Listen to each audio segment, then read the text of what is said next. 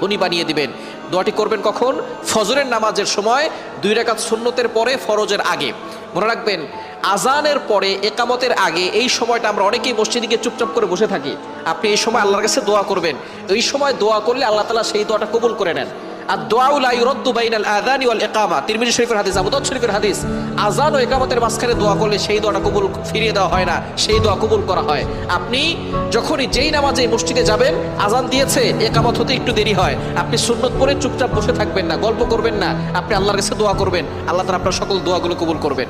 ফজরের সুন্নতের পরে আপনি ফরজের আগে মধ্যবর্তী সময় আপনি সুন্নত ঘরেও পড়তে পারেন। আযান দিয়েছে, আপনি একটু আগে উঠবেন, তাহাজ্জুদ নামাজ পড়বেন, অথবা আপনি তাহাজ্জুদ নামাজ পড়ে সুন্নত আযান দেওয়ার সাথে সাথে সুন্নতটা ঘরে পড়বেন।